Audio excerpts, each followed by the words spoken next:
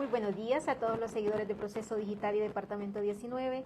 Gracias por acompañarnos siempre en este espacio. En esta ocasión tenemos en nuestra sala de redacción a Gabriela Blen. Ella es ya muy conocida en la sociedad civil, representante de Articulación Ciudadana. Muchísimas gracias, Gabriela, por acompañarnos este día aquí en Proceso Digital. Bienvenida. Gracias a ustedes, Lilian, gracias al equipo de Proceso y felicitarles por el aniversario que están cumpliendo recientemente. Les comentaba que no sabía que son uno de los medios digitales más antiguos de Honduras, así que felicidades por ese trabajo. Muchas gracias, Gabriela. Así llegamos ya a 19 años en esta lucha. Loable. Sí. Bueno, Gabriela, hay tantos temas en la palestra pública en cuanto a la sociedad civil, pero así de entrada, ¿cómo analizan ustedes pues el panorama nacional con tanta conflictividad social? Bueno, es realmente preocupante el hecho de que en Honduras haya una constante polarización a nivel social, a nivel político, a nivel ideológico, que realmente no abona al crecimiento y a la construcción del país. Un país como el nuestro, que viene de haber sido saqueado de una manera absurda por el anterior gobierno y por todos los gobiernos que han pasado. No es el primer gobierno que roba, ni el último, pero que en lugar de ir con miras a un gran pacto nacional en el cual establezcamos algunos elementos que se tienen que cambiar en Honduras, como sentar las bases democráticas para que sanemos las heridas del pasado, de los fraudes electorales, de un golpe de Estado al que se refiere constantemente el actual gobierno, de los saqueos y del debilitamiento de la democracia a través del secuestro de las instituciones y de la captura del Estado por grupos criminales. En lugar de ello, lo que prima son los intereses, y pues eso desmotiva a la población cuando vemos una clase política que raya en lo ridículo y en lo absurdo, muchas veces con sus narrativas. Sí, Gabriela, muy importante que la población está cansándose de, precisamente como usted bien lo apuntaba, de la clase política que no corresponde a los intereses del pueblo. Una de las deudas que tenemos ahorita es precisamente la avenida de la Sisi. Fue una promesa de campaña. Sé que ustedes han estado trabajando pues muy de cerca empujando esta iniciativa y pues no vemos que aterriza. ¿Cómo va? ¿Cómo está el seguimiento que ustedes han dado? Bueno, inicialmente nosotros desde la Articulación Ciudadana nos conformamos en enero del 2022 con el objetivo de coadyuvar a los esfuerzos del gobierno y de las Naciones Unidas para la instalación de la Sisi. Hubo alguna cierta apertura del gobierno al inicio, cuando el doctor Edmundo Orellana era el secretario de Transparencia. El doctor Hugo Noé Pino también nos recibió con una propuesta que elaboramos basada en las lecciones aprendidas de la región, en la cual participaron personas que integraron la CICIG en Guatemala, que integraron la MAXI en Honduras, las CICIES en El Salvador, y miembros de organizaciones de la sociedad civil que hemos estado acompañando estos procesos e impulsándolos. En este sentido, esa apertura que nosotros vimos del gobierno se fue cerrando poco a poco, hasta el punto en el que hace algunos días enviamos una nota al canciller Enrique Reina para que reciba una delegación de la Articulación Ciudadana para plantear estas propuestas, como por ejemplo la propuesta de elementos mínimos para la instalación de la Sisi, que nosotros la presentamos ante el G16, ante algunos países cooperantes, ante Naciones Unidas, y fue bien recibida, nos atendieron.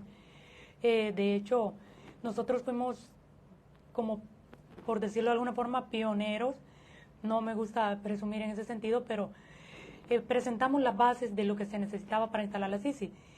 Pero por parte de Cancillería nunca nos atendieron, enviamos varias veces solicitudes para que nos recibieran, y luego de ello, pues que se conformó este grupo nombrado por el gobierno para la negociación, tampoco hemos tenido acceso, además de que han nombrado las negociaciones en secretividad. Creemos que es lamentable porque la Sisi no es algo que se inventó ningún político, no es el invento ni el regalo de ningún político, es una lucha que ganamos en las calles. Y así como el partido en el gobierno, en el cual tengo muchísima gente a quien quiero y aprecio mucho, pero en el que también hay personas que están haciendo sombra al combate a la corrupción, que están tratando de manipular y de robarle al pueblo esa conquista en las calles que fue la Comisión Internacional contra la Impunidad, pues no permiten que esto avance. Así que lamentamos la secretividad, lamentamos el cierre de parte del grupo de negociadores nombrados por el gobierno para recibir a organizaciones de la sociedad civil que lo que queremos es contribuir de una manera propositiva, proactiva y sana. Y lamentamos pues que la CICI no esté instalada hasta este momento, ya que lo único que se necesita genuinamente es voluntad política. ¿Y cómo ven el proyecto, este último que presentó la diputada Hortensia? Bueno, tanto este proyecto de ley especial como el proyecto de reforma constitucional al artículo 232 que había presentado anteriormente, son muy pocos elementos los que abonan. Yo le recomendaría a la diputada Xiomara Hortensia, de manera muy respetuosa, que presente esta iniciativa no como un proyecto de ley, que para llegar a consenso en el Congreso Nacional sabemos que se puede entorpecer, porque hay personas en el Congreso Nacional que deberían estar en la cárcel, que fueron acusadas e investigadas por la Maxi. Esta gente no va a votar a favor de nada que beneficie el combate a la corrupción. Y por otro lado, algunos elementos que la diputada Zelaya propuso pueden ir en el convenio, sin necesidad de pasar por una iniciativa de ley que requiere pactos y acuerdos en el Congreso Nacional. Por otro lado, el tema del querellante adhesivo que habían mencionado anteriormente, que iba en la reforma constitucional al 232, pero que no es verdad, no iba en esa reforma que propuso la diputada Xiomara Hortensia. Todo lo que contenía esa propuesta constitucional de reforma por adición puede ir en el convenio, puede ser parte del texto del convenio de la CICI. Y ya sabemos que para lograr una reforma constitucional se necesitan votos de personas que si la CICI viene al país, lo más probable es que van a ser de los primeros investigados. Por otro lado,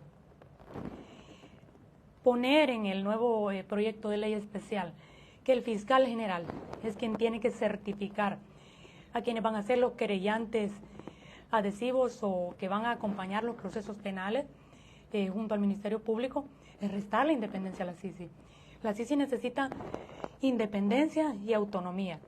Necesita que su personal, por lo menos el de primera línea, así como ocurrió con la Maxi, sea nombrado por un equipo técnico de las Naciones Unidas que ya tiene amplia experiencia en la materia con la CICIG de Guatemala y con otros mecanismos de investigación y anticorrupción en el mundo. Este grupo de expertos que sea nombrado por Naciones Unidas tiene que pasar por un proceso riguroso, tiene que cumplir con ciertas características de especialización en la materia de investigación en combate a la corrupción, tiene que tener experiencia en sus países, así como el ex vocero de la Maxi, Juan Jiménez Mayor, otros miembros como Daniel Urrutia, Julio Arbizu, y una de las principales, la ex vocera también Ana María Calderón.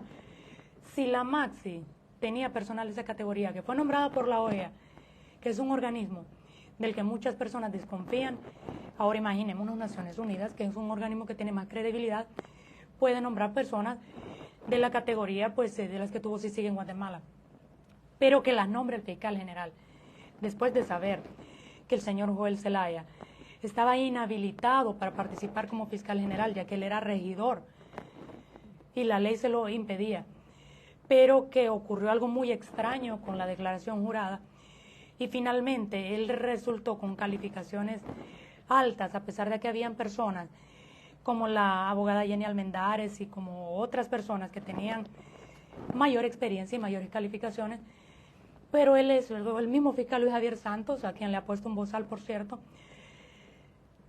Él podría ser el fiscal general, el fiscal Luis Javier Santos, la abogada Jenny Almendares, pero el señor Joel Zelaya, que además, dicen los rumores, a mí no me crean, se supone que está emparentado con la candidata oficialista Rixi Moncada. Entonces, ¿qué independencia le puede brindar que el fiscal general nombre a las personas que van a hacer las investigaciones dentro de la CICIG? Eso no es un mecanismo internacional anticorrupción, es un mecanismo nacional. Si lo que quieren hacer es traer consultores al estilo Juan Orlando, cuando propuso un mecanismo doméstico, pues háganlo y digan que no quieren traer la CICI. Contraten consultores internacionales que les den asesoría al Ministerio Público para que hagan las investigaciones, pero no digan que quieren traer la CICI si lo que estamos viendo, porque no lo digo yo, lo dicen los hechos y lo dice que hasta el día de hoy no hay una CICI, es algo que no cumple con los requisitos que Honduras necesita cuando tiene una corrupción que está desangrando este país, cuando nos tienen la miseria, cuando el crimen organizado ha secuestrado las instituciones del Estado. Se necesita una CICI con todos los poderes. Si el gobierno quisiera, ya estaría instalada. Si el Congreso Nacional quisiera, ya estaría instalada. Pero no está. ¿Qué significa eso? Sí. Es decir, continuamos con los mismos vicios del pasado, Gabriela, y por otra parte, ¿considera usted que la sociedad, la población, tiene que impulsar nuevamente esta petición con un movimiento parecido al que se lideró en su momento las antorchas, que usted fue protagonista? ¿Sería necesario a estas alturas? Pues mire, el pueblo tiene derecho a la manifestación, a la protesta, como siempre lo he dicho, de manera pacífica y respetando la propiedad privada. Creo que el pueblo tiene derecho y el pueblo es sabio. No es Gabriela Blén quien va a decidir cuando el pueblo va a salir, no es ningún político el que va a decidir cuando el pueblo va a salir genuinamente como lo hicimos en 2015, es el pueblo mismo. Y yo creo que cuando el pueblo sienta que tiene que dar ese paso de salir a la calle para exigir ya sea la instalación de la CICI o ya sea cualquier otra reivindicación que el pueblo quiera y necesite, el pueblo lo va a hacer. El pueblo lo va a hacer, el pueblo es sabio, el pueblo derrotó pacíficamente y democráticamente a un gobierno corrupto y coludido con el crimen organizado, y el pueblo va a decidir también, porque el pueblo ya no es tonto, entendemos muy bien lo que está pasando y pues en el momento en que el pueblo decida salir a la calle, va a salir. Sí, finalmente, Gabriela, bueno, estamos en el segundo, tercer año de gobierno y ya los políticos andan nuevamente en campaña política, aún sin ser el tiempo establecido. Pero, ¿qué podemos ya esperar según la visualización de la sociedad civil de un nuevo proceso electoral? Bueno, alguien decía que el pecado original de la corrupción es el financiamiento político. El génesis y el combustible de la corrupción en Honduras ha sido el financiamiento político. Lo que motivó a la población a salir a las calles cuando un grupo de personas estábamos protestando por ciertas irregularidades y por la corrupción fue el saqueo del Seguro Social, cuyos fondos fueron a parar a las campañas y a las cuentas bancarias de algunos partidos políticos. Entonces, si el financiamiento electoral fue lo que motivó a la gente a salir a las calles, financiamiento ilícito y el saqueo de los fondos públicos, y eso trajo a la Maxi, y la Maxi creó una ley de política limpia con la que se creó una unidad fiscalizadora de política limpia que, valga decirlo, nosotros elaboramos un informe en el cual reflejábamos toda la manipulación que hubo durante el proceso de aprobación de la ley de política limpia. El financiamiento ilícito no ha desaparecido. Los grupos criminales que necesitan mantener el control de las instituciones del Estado, de los entes de persecución penal, van a apostarle más que nunca a los políticos. Así que una iniciativa ciudadana que podría, digamos, arrojar muchas luces sobre quiénes están haciendo las cosas bien y quiénes no, podría ser que todos los partidos declaren públicamente quiénes son sus financistas, porque la unidad de política limpia está haciendo un papel bastante técnico, solamente prácticamente auditando que las facturas que se presentan sean correctas y correspondan al presupuesto que un político declara, pero el presupuesto que un político declara no necesariamente es el presupuesto real que está gastando en una campaña. Y el ente encargado de acceder a esa información, que es el Tribunal Superior de Cuentas, ya también sabemos que está maniatado. Entonces, hay muchos matices en esta campaña electoral que se viene. Los políticos aprendieron muy bien que tienen que controlar todas las instituciones del Estado para poder continuar o hacerse del poder, y pues ahí solo queda la presión de la población, la presión de la ciudadanía, y estar muy atentos y abrir los ojos y no olvidar, sobre todo no olvidar quiénes son las personas que le hacen y que le han hecho daño a este pueblo. Sí, bueno, muchísimas gracias, Gabriela, por habernos acompañado esta mañana aquí en Proceso Digital. Siempre las puertas están abiertas para analizar un poco toda esta problemática que aqueja a la población hondureña. Muchísimas gracias a usted, Lilian, y al equipo. Muchísimas gracias a todos nuestros seguidores y les invitamos a que puedan ver esta y otras entrevistas en nuestra plataforma y en nuestras redes sociales. Muchísimas gracias por su atención.